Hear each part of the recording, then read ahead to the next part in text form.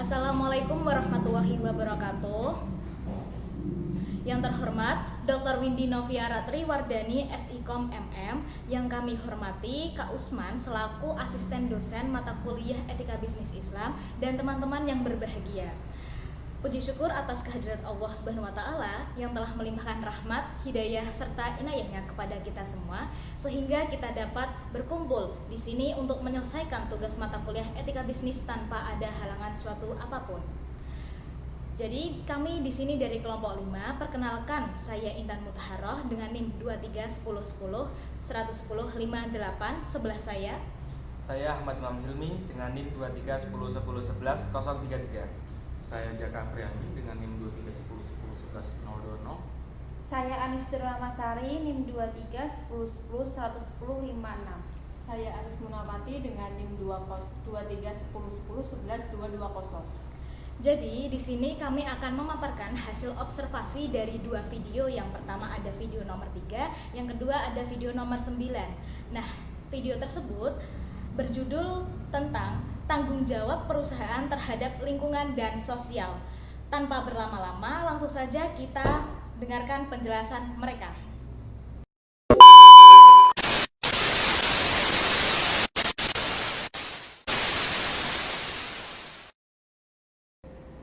Halo, saya Jaka Priani. Di sini saya akan menjelaskan tentang suatu perusahaan tidak hanya memperdulikan tentang keuntungan saja.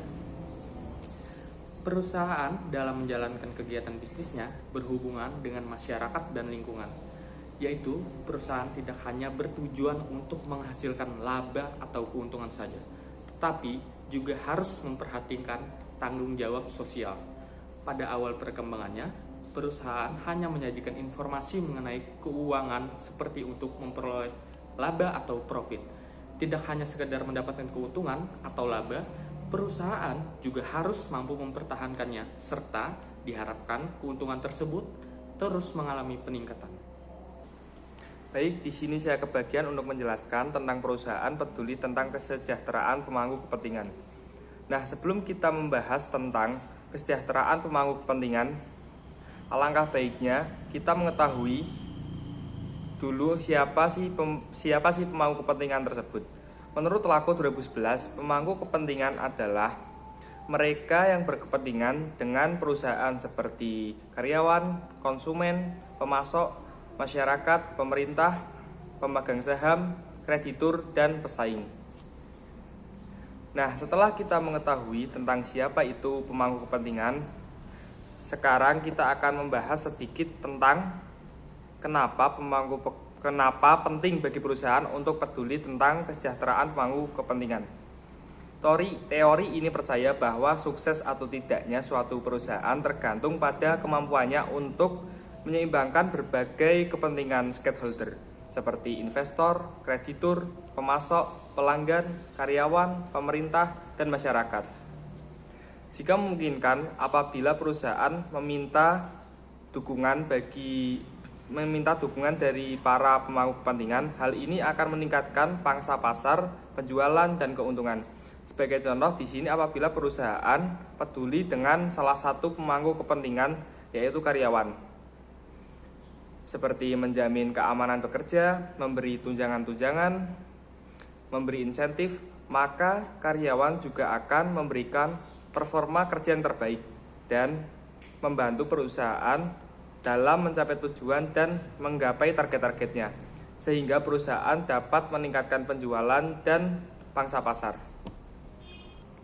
Baik, saya akan melanjutkan penjelasan dari Cilmi, yaitu tentang alasan mengapa pemangku kepentingan itu penting.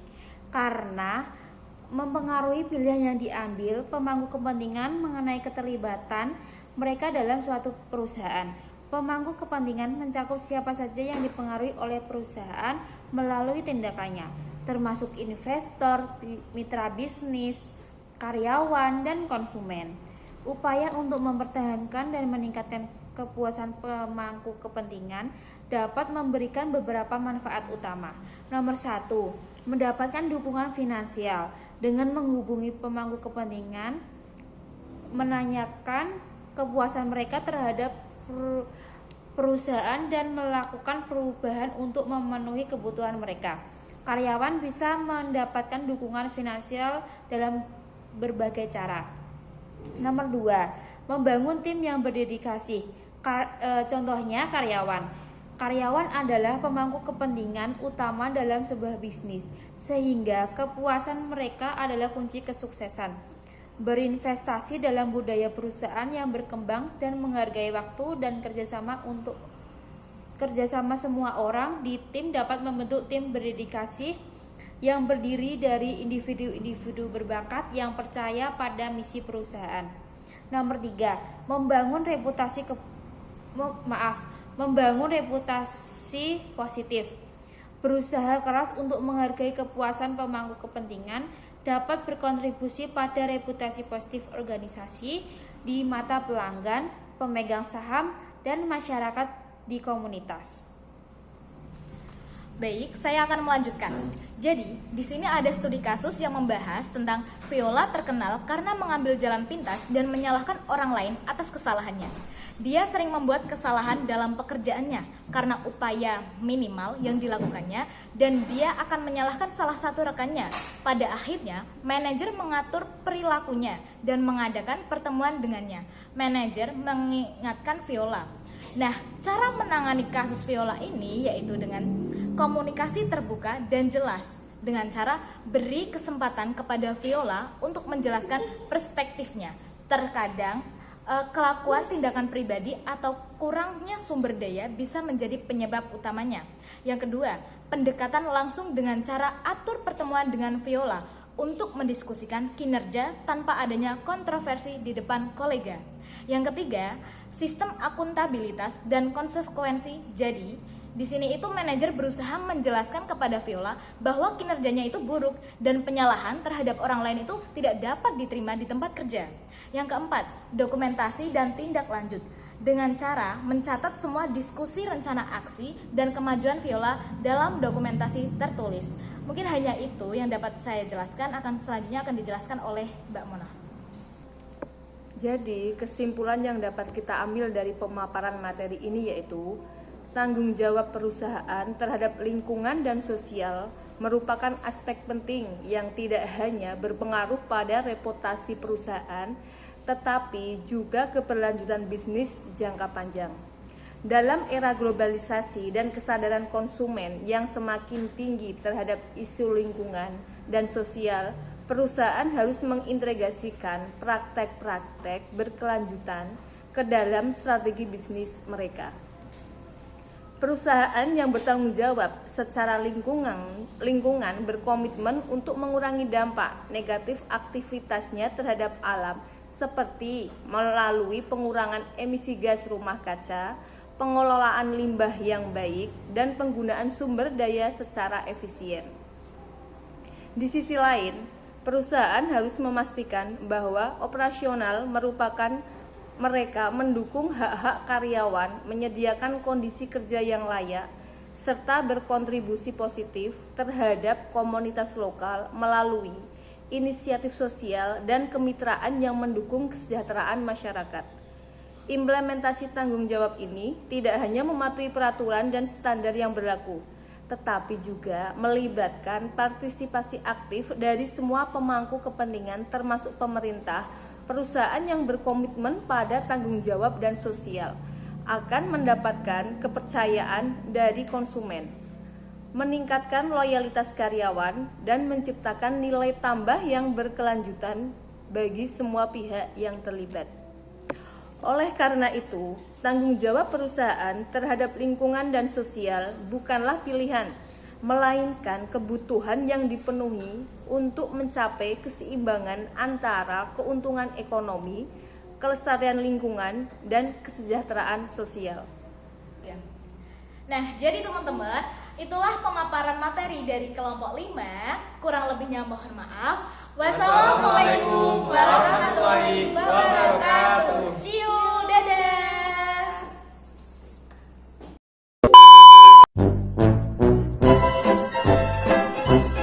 Assalamualaikum warahmatullahi wabarakatuh. Apaan tuh? Apaan tuh? Apaan tuh? Apaan tuh? Apaan tuh? Apaan tuh? Kok mana? Mana? Lah kan toh coy.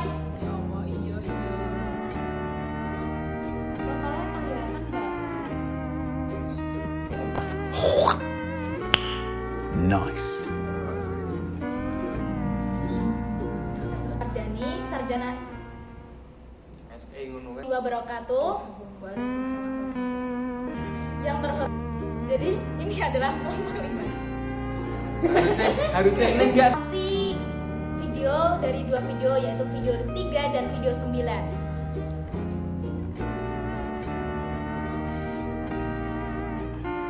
Baik.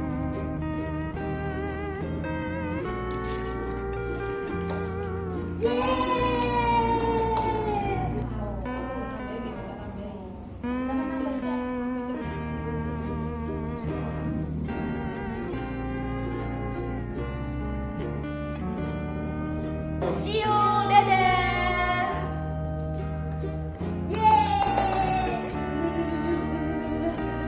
Terus akhirnya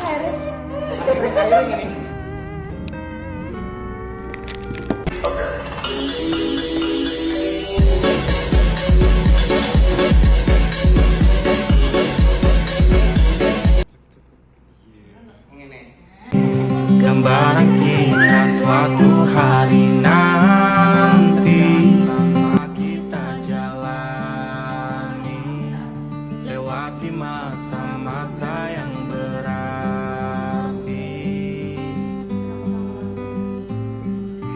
Kini ku sudah